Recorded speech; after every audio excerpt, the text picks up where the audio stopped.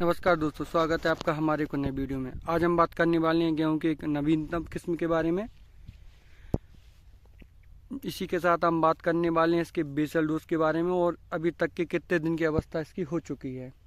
सबसे पहले हम बात कर लेते हैं वैरायटी के बारे में। PBW 906 जो वर्ष 2025 की रिलीज वैरायटी है, जिसकी पोटेंशियल यील्ड और एवरेज यील्ड के बारे में यदि हम बात करें, एवरेज यील्ड इसकी 68 क्विंटल हेक्टेयर है।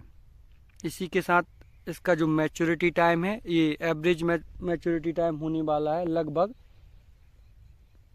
115 से 120 दिन का। अब हम बात कर लेते हैं इसकी बोनी के बारे में, जो 11 नवंबर की बोनी है और आज करीब करीब ये 25 दिन इसने कंप्लीट कर लिए, जिसमें हमने फर्स्ट इरिगेशन स्टार्ट कर दिया है यूरिया के साथ। यूरिया के साथ हमने इसमें ह्यूमिक एसिड दिया है 300 ग्राम 2 बीघा पर रखा हुआ है। अब ह्यूमिक एसिड क्यों देना चाहिए? ह्यूमिक एसिड जो आपके लिए देना चाहिए उसमें देखिए फॉल्विक एसिड होता है, ह्यूमिक एसिड होता है, साथ ही साथ इसमें कुछ मात्रा पोटास की होती है और 98% वाला ये ह्यूमिक एसिड हम यूज़ कर रहे हैं, इम्पोर्ट वाला, जो कि आपकी सॉइल हेल्थ पे काम करेगा। साथ ही साथ मिट्टी के pH लेवल को मेंटेन करता है। यदि आपका pH लेवल मेंटेन होगा तो इसमें जो प्राइमरी न्यूट्रिएंट हैं आपके, उसका अपटेक बढ़ जाता है।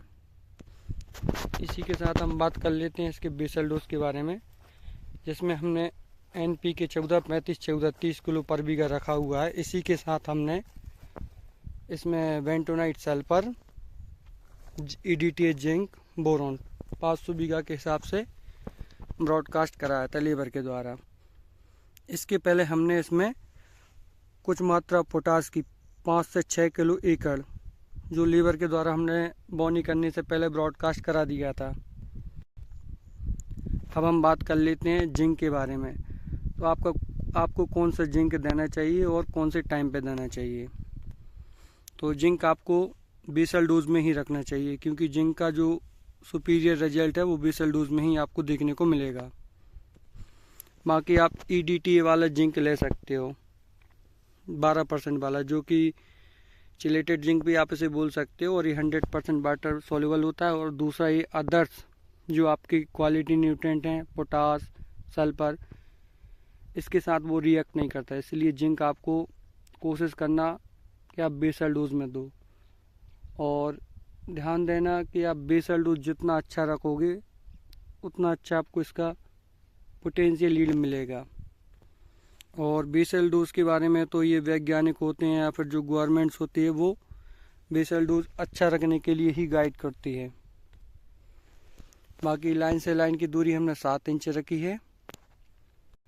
और इसमें बाकी जो बेसल डोज आप रखोगे तो आपको टॉनिक की भी ज़रूरत नहीं पड़ेगी, क्योंकि बहुत सारे किसान क्या करते हैं, इसमें आपका टॉनिक रख लेंगे, इंसेक्टिसाइड रख लेंगे, फंगिसाइड रख लेंगे और एक NPK रख लेंगे। तो उसमें क्या होता है कि ये 4 केमिकल एक केमिकल बन जाता है, तो उसका आपको लाभ नहीं मिल पाता।